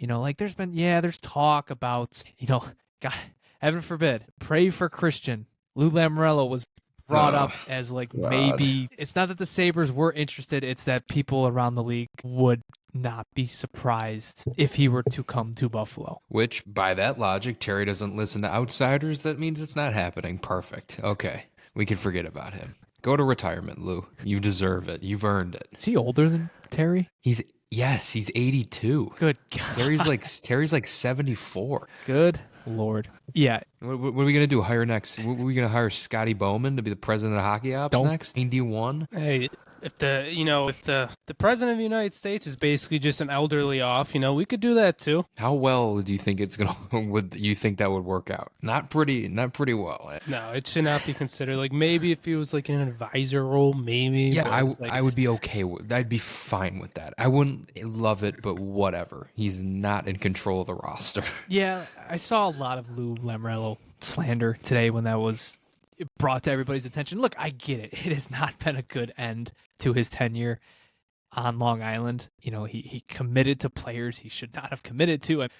Scott Mayfield and who was the other player? Pierre Engvall both got 7-year deals, which is just so insane. Scott Mayfield, fine player. Honestly, Pierre Engvall, same thing. He's a fine player, but Engvall was waived at the start of this season, and Mayfield's no more than a bottom pair guy. It's like if you gave Connor Clifton a 7-year extension. Oh my God. It made me want to throw up. Lou. Those agents must have been high-fiving on the way out of the negotiations. Jeez. But at the same time, since he's become the Islanders general manager, he hasn't finished lower than the Sabres once. So I think it's just a little much to act like he's some train wreck. I think Jason Botterill deserves 1,000 times more criticism for him being promoted to general manager, which, first, by the way, friggin' hilarious. I can't believe they did it. I can't believe he's a general manager again. It's so funny. It's so funny, dude. Oh my God, I can't wait. I can't wait for the trades. It's going to be so fun. It's funny how... man did trade for Ryan O'Reilly, though. I mean, for Tage Thompson. He did. I was going to say. It's funny how some of the national media, is portraying Botterill's tenure in Benya. It's not funny. It's not funny. It's ridiculous. Yeah. Mm-hmm. It's straight up ridiculous. And you're referring to Greg Wisniewski. It's like that. One of the top writers at ESPN is trying to say that Buffalo is gonna Buffalo. Botterill will be fine. It's like, dude, I get it. Okay, I get it. When a player goes from one situation to another, you just kind of sometimes throw your hands up and you say, well, it might just work here just because it's a different environment. That is not the case for management. What does that even mean? Buffalo going to Buffalo. Jason Botterill was in charge of making Buffalo. He's the reason they did that. Like, do you not see the correlation here? Oh my God, that had to be the worst attempt at rage bait I've ever read in my entire life. I don't think it was rage bait. I think he genuinely believed it. He was making a commentary about it. And he's a word I can't say on the air, because how are you writing at ESPN and you could actually put something like that out? That's inexcusable. Like, that is completely and utterly inexcusable. Like, geez, like, go back to journalism school or something, bro, because that's atrocious. What do you mean? Wayne the Train Simmons and Dominic Cahoon were big trade deadline additions? Like, yes. And then he was handcuffed with the O'Reilly trade. We know that. Okay, he was screwed. And he also... I commend him. All right, he got fired from the Sabres because he refused to lay off people. Yes, that's cool. We have to give him credit. But other than that, This is the guy that traded the first pick of the 6th round for a 6th round pick the following year. It is impossible to win that trade. You either get the same pick in that round the next season, or you get a worse value pick. Who signed off on that? Maybe it was just for Shits and gigs. vibes. Or the Marco Scandella thing. You have Ugh. Casey Fitzgerald. Sorry to trigger you, JP. Oh no! You have Casey. Don't bring his name up. You have Casey Fitzgerald, a defenseman. He was playing forward in the AHL because you had too many right-handed defensemen. He trades Marco Scandella, a left-handed defenseman, for a 4th-round pick that he then flips to get Michael Frolik. And Oh my God, Frolik. first of all, awful player. Just the worst. Terrible. The worst. Second of all, Scandella gets flipped for like a second 2 months later. Yeah, he was getting worked. Oh my. All the GMs were definitely calling God. up, being like, "Look at this idiot over here." Look, man, if this is Adams' last week as general manager, I do not care. He is not the worst GM of this era. No, he's not. 100, 1,000%. It is Jason Botterill. 100%. It's Jason Botterill. I don't know where I'd put Tim Murray in this. Like Tim Murray is just. They're all bad for their own reasons. Yeah, he was just like, man, let's just throw everything at the wall and see what sticks. Which I also commend because it's bold. I saw somebody brought up because now that the Rangers are going through their stuff, Phil Housley is back on the free agent coaching market, and Dan Bilesma is out of the Kraken, which also very funny. Like Buffalo gonna Buffalo. By the way, who did Seattle just fire? That was their head coach. All right, a former Buffalo guy. Weird, huh? And Chris Drury just got an extension today. Speaking of the Rangers, Yeah, that's If there's- crazy. the fan base does not That's- seem very happy about it. That's crazy. That's insane timing. That's like if Adams got an extension right now. Dude, That's insane. that's That's crazy. But when there is, Hey, if before there- we move off if- this, I hold on, gotta no, say, no, no. This is about this. If there is a God, if there are hockey gods, please reunite Phil Housley and Jason Botterill. I just want to see. Jeez. I just It'd want be to that'd be beautiful. Please, incredible. please. That would be incredible. Oh my God, please. I was and just gonna reacquire say, Brandon Montour. hey, brag nice tweet, but get ratioed. Get ratioed, buddy. Oh yeah, we did. He Good, did. He yeah, did. good he work. did get ratio. I didn't even try. We didn't even try. I wasn't even trying to ratio him. But Get he did. ratioed by bobblehead Alex Tuck.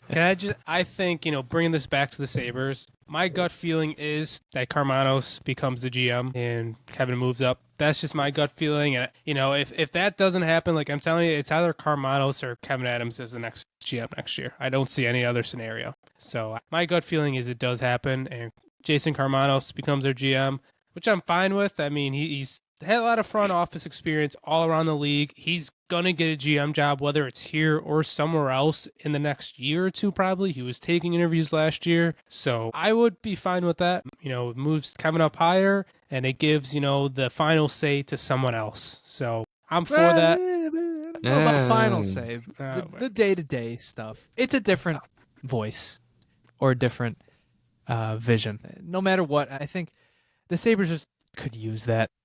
They really could. Hey, Kevyn Adams has done so well. He's given himself a promotion. Congratulations, buddy. The day that we get that news, it's going to be very funny. Just to see what league-wide perception is. Oh, we're gonna get peppered again, but who cares? Because this is kind of like a foregone conclusion in our mind, but when everybody else gets word that Kevyn Adams got a promotion during all of this, it's gonna be pretty funny. But adding an advisor with him, I think it's just, I understand. I'm already fully expecting that there's not gonna be changes to the front office. It's gonna be shuffling of deck chairs on a Titanic. Gonna get some different titles given to people, but responsibilities are, I don't want to say they're mostly going to stay the same, but they'll just change slightly. And in terms of the front office, just give me one addition, just one outside voice to help, whether it's Karmanos or whether it's Adams.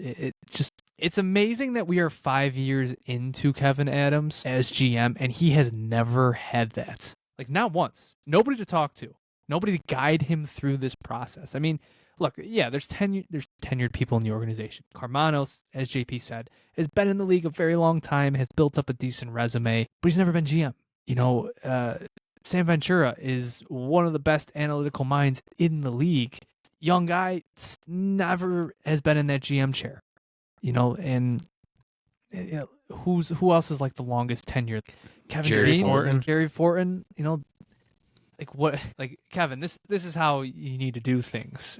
Is that This what is they're how we going to do be things telling around him? here. No, no, This is how we win. no. I mean, it's one of the things I respected about Adams when he was first hired. You know, that COVID season, he built a hockey ops department. Carmanos was a good hire. Ventura was a phenomenal hire, but he just has never gotten that hired to like just help him out, work alongside him. That Jim Rutherford, whatever you want to call it. I thought it would have been a smart idea to bring Ken Holland in last summer, but Really? just in as advisor. Pick up the phone, Ken. I mean, You don't think so? I don't think it would have been bad, and I don't know about smart. I think it's like with the Lamorello. I think the thing. experience. Like I just defended Lamorello. Like, I don't think it would be. I would never call it a smart hire. I would just be like, okay, that makes sense. That could work. That could help. Right. Yeah. Okay. I don't know if I'd see Holland. I mean, I don't know. Maybe you have more faith in him. His tenure in Edmonton wasn't awful. He made a lot of good deals by the end there. I mean, they made the Stanley Cup final with his team. I don't know. I just hope that they just add something. Get some sort of new voice in there. We do get a new voice already. What are you talking about? His name is Jason Vernon, the new COO. I thought you were going to say Lindy Ruff. CCO, I think. I thought you were going to Is say it Lindy CCO? Ruff because apparently he's got a lot of influence in the organization as well. He's gonna be the president of hockey ops, and Kevyn Adams is gonna be the head coach. Listen, man, I love Lindy Ruff. He did a lot of good things this season, but if Terry Pagula is leaning on him for like roster changes, that's not going to end well. Cooked. If he's the coach and he's leaning on him for that, that's not a good idea. But you did bring up something interesting. The Sabres have a new CCO, Jake Vernon. I mean, from what I hear, what he's done with the Timberwolves, maybe he could bring a few more sellouts going into next season. He's got a good resume. He's got a good resume. It seems like a good hire. The only thing I'm kind of point out here, if I can find it from the press release, where is it? I'm pretty sure he had like a big renovation project with the Timberwolves too. So I would imagine he's brought in for that too. I don't know. Basically, right. To me, it was more surprising. We didn't have someone in this spot already. This is a hire we're just making now.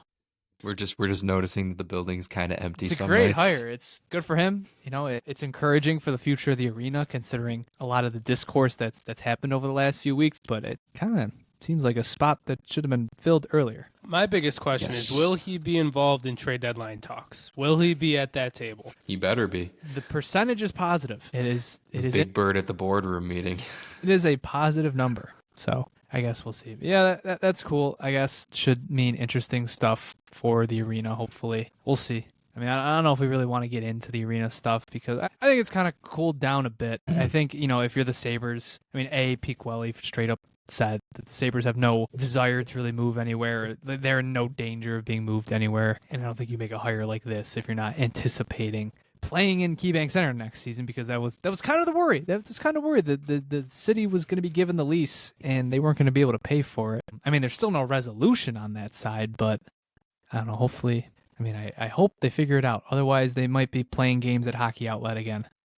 When I say again, they'll be back at Hockey Outlet. We got the money, Jonah. We'll just go drill another oil well. What did they used to call it? Wasn't it Saberland? It was Saberland back in the. That's where they'd practice. Hockey Outlet, the worst rink known to man. Hey, that was my home barn for like 4 years. You had an awful home barn. I was gonna say it's like Leisure, just less stuff in there. It's literally the same as Leisure, it's just like less in just there. Way worse. Not way worse. It's it's awful.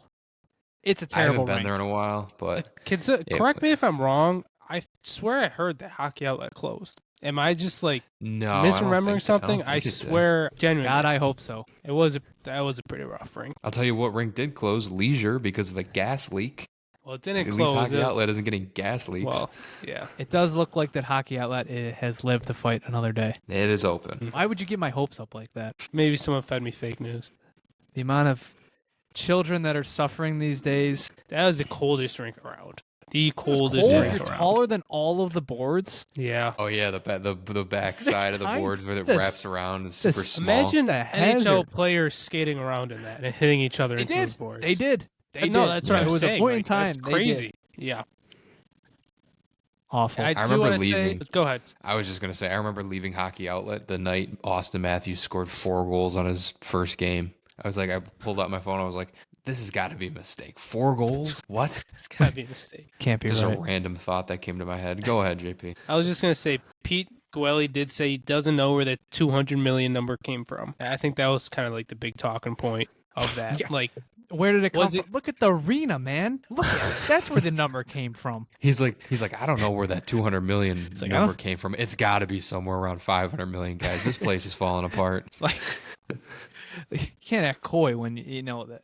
Like I saw somebody sent us a picture because we were talking, or I think it was when we linked the article, and it was from the last game of the season, and like there's rust developing in like the corner of the bathrooms. It's disgusting, man. It's an awful, disgusting arena. It's character. I gotta say, I saw some people were in Mike Harrington's comments saying, "Oh yeah, it's really not that bad," and he was like, "Look, I'm around the league a lot. This is rough compared to the rest of the league." And I've been to I think like 2 other rinks, to be honest. I've been to Detroit and now Washington. It is a vast difference. And like Washington's an old, like it's the same age as ours. It's a big difference. And Chris and I were at Detroit like miles. Oh my God, Little Caesars, miles beautiful. ahead.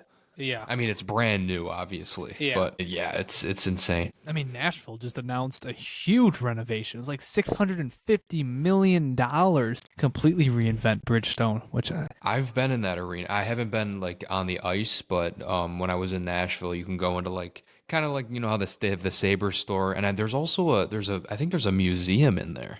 There's like a Nashville sports museum in there. But yeah, like the outside, it's all like there's the Pecorine statue, and then it's all like, which a homeless guy was sitting on, by the way. And then it's all like concrete and windows. Like it looks really old and dirty, but I guess the goal is to like knock all that concrete out and just make it a glass wall, which would be cool. I mean, me and Christian were in the store for the Tampa one too. Like that's a nice arena. Even around it was very cool. I went to a concert at the Penguins arena, which was really nice. Like I've also been in Toronto. I think all of us have been in the Toronto one. It's just it's a vast difference between what we got here and what is around the league. how do their scoreboards compare? Yeah, come on. That's the real question. That's the I'm Jeff Skinner curious. Memorial. Here, you were just at Washington. I saw Washington's in the playoffs like the other night, and it's insane. It's very like cool. multiple bigger? tiers. I think Yes. so. Oh Yes. my fuck. Well, maybe It's the not one thing we had wider, going but for us. bigger. I don't know. I was further away, but it was a very cool scoreboard. I said how they had like screens all around the arena. It was very cool. I will say, since we're talking about the scoreboard, I finally sat low enough into the rink where I saw like the screens under the jumbotron. That was kind of cool. I'm not gonna lie. Moving up in the world. A big shot down near Those the glass. Everybody's, other arenas have museums. They're in a nice district. They got statues of former players. we have statues of former players. Yeah, True. from black and white television. Hey, we used to have a museum too. It's a walkthrough. It was like a 50-foot walkthrough museum. It wasn't even a museum. It was in the corner I used to It's in love David that. Adams. where the cash registers are for the Sabre stores, where that museum used to be. I used to love walking by that. We don't even have Sabretooth's house anymore. But I we said to do Jonah have the- nice. We have a few LED video boards under the big one. Yes, we do. Suck on that, NHL. I said to Jonah at And our the new roof. last game we went to. Remember when Tim Hortons would be dropping down between every period? Remember Or that the they would subway have blimp. Yeah, the cups the and subway the blimp. blimp. Like where did that go? Like that Sabres was Reddit was just talking about that the other day. really. People I were, missed the they subway were blimp. wondering where Yeah. it went. Yeah, that guy is always walk around on the ice like that. That was cool. Now Okay, but they like just got something- They do They do performances. parachute drops still. Like I was there did it at on the St. last Patrick's game. Day. I've seen them do it a few times, but it used to be every game they were dropping stuff. One thing I do miss a lot, genuinely, jokes aside, they need to bring this back, or I don't even know why they got rid of it, is like the moments throughout Sabres history, like the panel on the second floor. Like why was Yeah. that ever removed? No idea. I always loved going to see, like, I think it was a puck in Hasek's 70 save overtime win game. Like, I always loved seeing that. Where are they even keeping this stuff now? And Terry's yacht. I mean, He's building his own museum. that was I don't know. That like that's a change. We joke about Sabretooth's clubhouse and like the little stuff, but like that was like genuinely why Why is that being removed? I don't know. Hopefully this hire brings good things, and hopefully we have an arena to play in next season. Yeah, we'll be fine. You'll get another sub 500 season and you'll like it. All right, a few other things I wanted to talk about. I mean, we didn't really touch on it. Luukkonen, obviously we talked about he didn't really talk a lot. He didn't talk at all during the locker cleanouts, but more interestingly enough, Elliot Friedman talked about on 32 Thoughts how some teams think he could be available this summer. I'd be open to the conversation. Really? Well, when you put it like that. When you put it that way, I mean, I think I'd be open to the discussion. But the only thing I will say, the only thing that does scare me is goalies are so random. It's like you really never know. I know he's had, out of the 4 seasons he's had here, he's had 1 good season. But that season was on the more recent side. Obviously, it wasn't this season. I don't know, man. It's a question mark I don't want to have going into next season. I'd rather have someone established, but it's like, who do you know what you're getting? Like, Jeremy Swayman just signed a huge deal in Boston, and he was, for goals saved above expected, he was awful this year. That might have to do with the team playing in front of him, but if that plays a factor, then it makes it even more random. Yeah, I mean, I think no matter what you're going into next season with, like, question marks at the goaltender, like, even if you bring in other players, it's like you're not trading for, like, an established guy. Like, I think Demko has been thrown around a lot. Like, that might be good, but, like, he's not the starter there for a reason. Oh my like, God, I can't. It's They trade for Josh Norris and Thatcher Demko in a span of like 5 months. Like, John Gibson. their trainers must have just approached them and said, "We're bored, man. Send us more injuries, please." And I think if they were to seriously trade UPL, like, that speaks to me like they're giving Levi the reins. Like, that doesn't speak to me like, oh yeah, we're gonna go trade for someone, John Gibson or Demko, or, like, it speaks to me, oh yeah, it's Levi's time. And I'm not sure if he's, if that should be the move. They're gonna do it. There's no way think that so? there's no way that Levi isn't on the team or isn't the guy they want on the team next year. I mean, think about how the end of this season progressed. A, Luukkonen lost the freaking crease. B, he didn't speak at locker cleanout. And C, Adams kind of was already throwing Levi's name into the mix with him. Didn't even start the last game, which I thought was surprising. Yeah. Well, I have a feeling that was James Reimer's last start. Yeah. Mm-hmm. I made the prediction before the start of the season that, wrongly, it started with if the Sabres were in the playoffs. But B, I said Levi would be their game 1 starter. It's not even like a belief in him solely. Because, I mean, we fought about this last episode. We literally fought about this exact topic. How, like, a real NHL team would not plan for Levi to be the backup or even on the team. But the organization, they're in love with him. They believe in the guy fully, and they want him and probably think he is the starter, even with Luukkonen's long-term extension. Levi's the guy. So he's probably he's gonna be on the team next year, probably to start, and we'll just be back to square one. And hopefully this is the time it works. Don't forget, he's due a contract this offseason. He's an RFA, right? He is. He needs a new contract. Actually, it will be interesting to see where they go there. I wouldn't be surprised if they give him something like the Thompson extension before his big extension. He got like a 3-year deal at like 1.5, something along those lines. Like, they probably try to get Levi cheap, but also like get a little bit of term out of it so they can kind of play both sides of the conversation. I don't know. It's another thing to carry into the summer. I still think Luukkonen should still be your game 1 starter. You should have that mindset. You should not pull the rug out from underneath him this quickly, unless there's like a weird upgrade trade presented at you. And if teams are interested and they want to throw offers out there, I mean, look, I have a feeling the Edmonton Oilers are going to be pretty interested in a goaltender this offseason, and I can't imagine they're the only team. So we'll see. All right. That out of the way, there is one more thing I wanted to touch on that was more off-ice stuff, and that's Lance Lysowski's article that he dropped. It gave a lot of insight over the last few years, or even if it's a bit of a narrative, it had some interesting bullet points in there.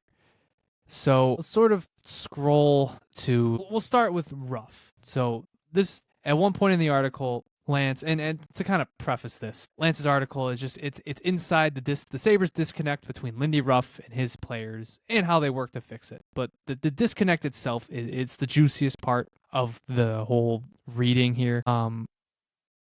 And if we go to like the first very interesting part of it. As JP was talking about it when we were going over the notes, how this season they didn't really get off to the right foot with Lindy Ruff's system. They didn't buy in quick enough. They didn't understand it quick enough. They were losing. They were losing a lot of games, weren't scoring timely goals, power play wasn't producing, defense was faltering, etc., etc. And this is what Lance says. And according to multiple veteran players, the frustration of losing led to some griping over factors that were out of their control. They had concerns that Lindy Ruff's system in the defensive zone was causing them to take too many penalties and lose coverage around their net. And they had disagreements about their strategy on special teams. Wonder what those disagreements were about. So clearly, to start the year, there's some weird vibes between Lindy Ruff and the players and getting on the same page. And to that, I just say, yeah, no shit. You had one coach to implement an entirely new system. Even Marty Wilford, Seth Apperts, and Matt Ellis, they're all learning this at the exact same time as the players. They're all learning on the fly here. And I think that there's just no way that wasn't a byproduct of that sort of chain reaction. We flip forward to the Adams press conference from December as the next bullet point here. Adams' comments during a December news conference stoked tensions. The team was disappointed to hear their general manager remark to reporters that New York State taxes and a lack of palm trees were reasons why many proven NHL players had Buffalo on their no-trade list. Yeah, it seems like something that could really rattle a locker room. Do you guys remember when... do you remember the Blue and Gold Insights that we attended with Granato and with Adams? Do you remember what Granato said about the players and Buffalo itself? By chance, remember what he said? Do you remember what he said when he said he's heard players from other teams mock the city, and he said that the players were always very they took that to heart, they hated that. I do vaguely remember that now. Yeah, so that comment just kind of sort of contextualizes itself. Basically, for people that didn't know, when Granato and Adams had that press conference, or the Blue and Gold Insights, there was at one point Granato said that other teams' players would just chirp Buffalo players, and sometimes it would be insults about the city, and Buffalo players took that to heart, and they really hated it. It wasn't a joke or they were lashing out. They genuinely were upset when people criticized the city. So to hear that they were upset when Adams sort of did the same, that'll stoke some tensions. As it should. The next note here is it's interesting because it's a flashback in time. The players' frustrations with Adams date back to the fall of 2023 when he chose to keep 18-year-old winger Zach Benson on the NHL roster. They loved Benson's work ethic and tenacity. He was likable and eager to improve, but the decision to keep him ran counter to the message at the start of training camp when Adams told his team that it was time to win. He chose to rely on an undersized teenager who was drafted 13th overall only a few months after the Sabres needed a veteran forward to replace Jack Quinn. That's fair, but have you seen Zach Benson play? I understand, though. I do understand it. Yeah, I get how that could shake a locker room a little bit. Yeah, I mean, Zach Benson, he was probably about to get sent back down until he scored that. Yeah, I mean, it was going back. Amazing first career goal. Do you think they were a little annoyed when he did that? They're like, shit. He goes through the legs for his first NHL goal. It's God, dude, really? No. I mean, by that point, it was fine. Here. But it makes sense. Yeah, you're that close to the playoffs. Your GM goes to training camp and says the window is open. And then subsequently, a top six forward is replaced by an 18-year-old. Yeah, that'll make him mad. I mean, additionally, Adams, to continue with the article, Adams also elected to keep rookie defenseman Ryan Johnson, even though Johnson looked overmatched and overwhelmed. He began to receive ice time and opportunity over veteran Eric Johnson, who quickly became a respected team leader. Man. Can I interject? Brother.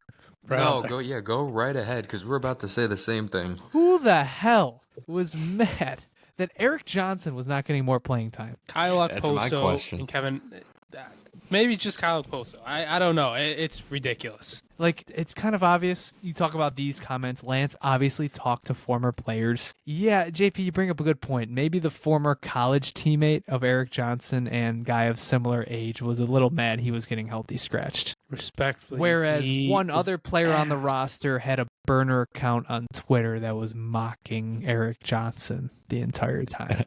Allegedly. Allegedly. That's off the record, folks. That's off the record.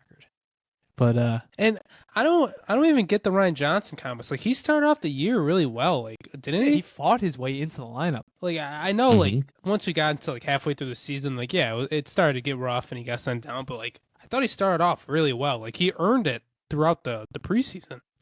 Yeah, I don't know. He also talked a little bit about Devin Levi. Also rushed in, and despite his age and lack of NHL experience, I got no qualms with that. I mean, we were on that train 100%. But also, we had no good goaltending at the time. Yeah, that as well. I guess like the last comment here. Adams eventually pivoted from his non-traditional approach to player development and recognized that he needed to show more urgency in positioning his team to win. Suddenly, Adams wasn't ready to accept Granato's pleas for patience. Team defense improved, but the general manager wanted a coach to be more firm and demanding. His players wanted the same, so Adams fired Granato and made significant changes to the roster. Very insightful article. Mm-hmm. Yeah, shout him out. Yeah.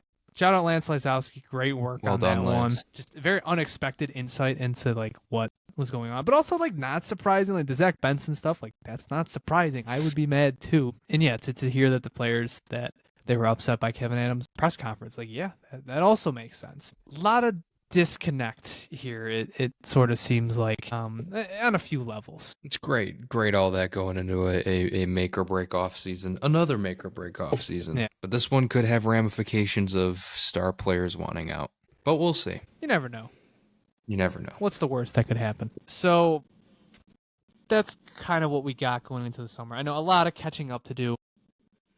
We hit the 2-hour mark. I think that's the first 2-hour episode. I think this is we've ever definitely our had. longest one ever. I think like normal, not counting draft episodes. I think this is definitely the longest we've gone. So Credit to me, you can blame me. yeah, credit to JP for going on way too long. But no, the only other thing I'll add, or I guess ask, is I guess I'll interject. Where's our concernometers at? Oh my boy. God, I forgot about this. Where are we at? This concernometer brought our season down. Do we really know, want to I bring just- this back? I think this is a good point to bring it back, just really briefly. It's all out of the way. We know where the roster sort of stands, how players are feeling. We know how Adams and Lindy feel as of now. That could change given the end of the week. They're meeting with Terry. We know that there might be changes coming to the front office. While it's really not that much changing, we know there's moving parts as of now, possibly. But I guess based on all of that, how optimistic are you heading into this summer? My concernometer right now, I feel like this would be kind of something you'd want to ask after Kevin meets with Terry, but if you had to ask me right now, which you are, I'm gonna say a 9. Like you, I'm not optimistic at all after what I've seen the last 2 off seasons. It's like what if we're keeping the same management group? What do I really expect to change? Because the definition of insanity is just repeating the same thing over and over again, and this organization is definitely insane. So yeah, I'll say a 9. Hopefully they prove me wrong. I'm between like a 6 or a 7, if I'm being honest. Like I still, like I said, got a little false hope going into this, but like I genuinely do believe that there will be changes. Like probably not as significant as I want. Like we probably not gonna get the players I want. The M&M off season's probably dead, but like I do think some changes will still happen, and I think they have to happen, and I still have faith in a lot of guys on this roster. Like I think, at the end of the day, like I think the core is there. You got your top 2 defensemen, you got like top 2 lines, like you got good forward depth too. Like you need to make some more moves, and I have some faith that those changes might actually happen. Do think I'm at an 8, and I think it would easily be a 10. But I think if Karmanos is given the keys, or even if there's just out of left field, just nowhere, like maybe he hires a whole new GM. I don't know. I think just that alone, it just gives you a little bit of hope. Just like it's a different voice, especially somebody like Karmanos has. You look at what he's done with the Amherst, that he's built up that team. Look, it's an AHL team. It's very different. If this operation goes from a more Kevyn Adams centric thing to a more Karmanos plus maybe more Ventura influence, if he gets promoted, when he gets promoted to assistant GM, I think that could help things. I think that it's also important to mention that, a lot of the failures of the Sabres roster has been attributed to like their scouting staff and even a little bit Carmanos. Like it's pretty obvious Sam Lafferty was a Carmanos guy, but if you get more of those Sam Ventura additions, you get, who do you think wanted Ryan McLeod? It was the analytics team. Who do you think wanted, Nicolas Aube-Kubel was a bust. That did not turn out to work as well. So, but I think in that scenario, if you give the analytics guys a bit more freedom rather than just focusing on the draft and the AHL team, and you give a different voice to Carmanos, I think there's not maybe a winning offseason in store, but there is one where they at the very least make less mistakes. Like you don't end up with another Sam Lafferty.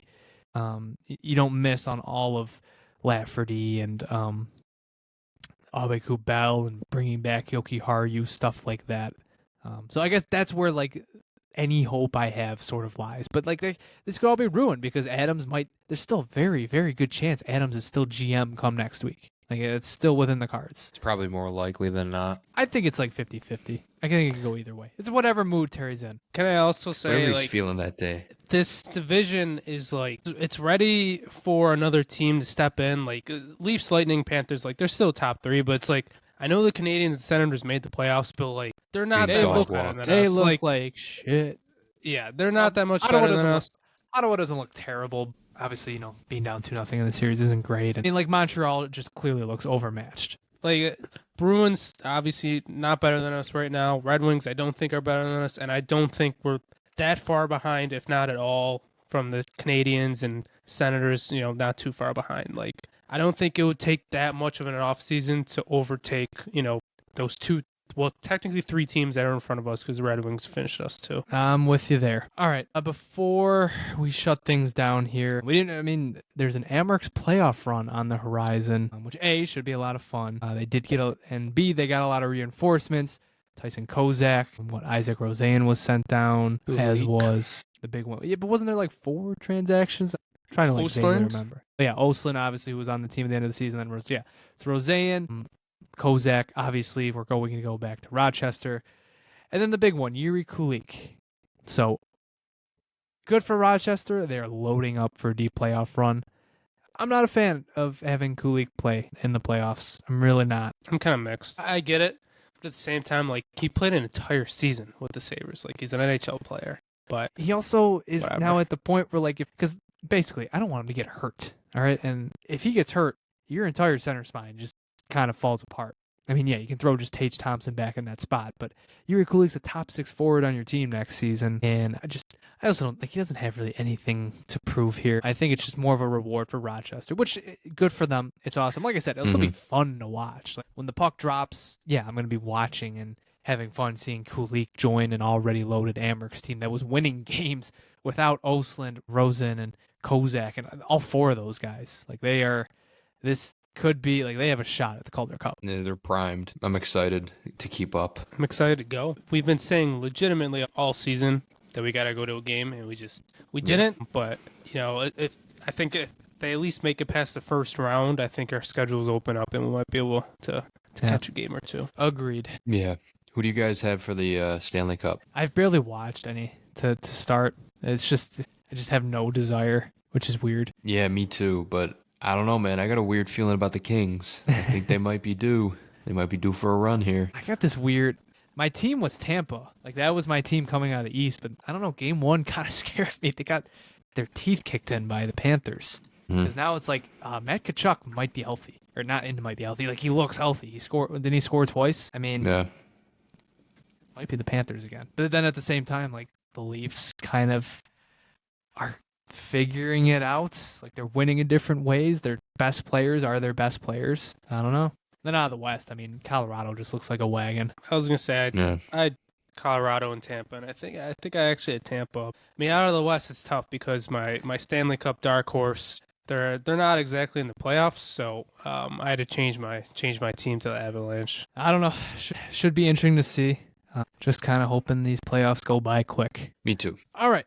I think we covered everything for now. I know it was mostly a recap episode, and it was a long-ass recap episode. But we did have some time off here. It was good to catch up, good to get back in the habit, and hopefully this is the start of a big summer for them. And honestly, hopefully the next time we talk, I hope there's some news to talk about. So I think with that, next time we'll speak, I would imagine it's within next week. I mean, I have a few episodes planned. I mean, A, like I said, we might get news. B, would like to we got to do our player grades, end of season player grades. We'll bring Jesse back for that. And we are way overdue for a mailbag, which heading into the off season, yeah, we should absolutely have one. So stay tuned for those. Stay tuned for a live stream, maybe. I don't know, this new software, we can go live. We can go live. So, Yes, sir, unfiltered. So, Yeah. So Hey, stay tuned for maybe that. we'll get for this off season. We'll have some sort of like fun segments to keep people engaged. We started the draft, or whatever we call it, the redraft. So maybe we'll do that. Maybe get some trivia. We'll try and get something going for this off season. Yeah, we'll give it a shot. But other than that, folks, thank you for listening. If you want to follow us on Twitter, you can follow us at the Sabre Report, also on Instagram and TikTok. Also, if you listen to this on YouTube, thank you very much for listening. Be sure to like, share, and subscribe. If you want updates for the pod, you can follow us at Sabre Report Pod. Go give our friends over at the Buffalo Sports Talk podcast a listen. Obviously, we said their Biggie Board episode came out. I mean, by the time you're listening to this, it's draft day. So they're going to be given a ton of coverage for that. I believe they're recording during the draft tomorrow. They're recording tonight, too, to drop an episode tomorrow. And the three of us may or may not be involved in that episode. So stay tuned for that and be sure to give it a listen. I mean, it's definitely an interesting NFL draft. It's one of those classes that people are talking down, but even then it just makes it that much more interesting because you don't know how it's going to shake out. And especially if you're the Bills, you don't know what they're going to do at 30. So with that, thank you very much for listening. We'll talk to you guys next time. And as always, go Sabres. Go Sabres. Go Sabres.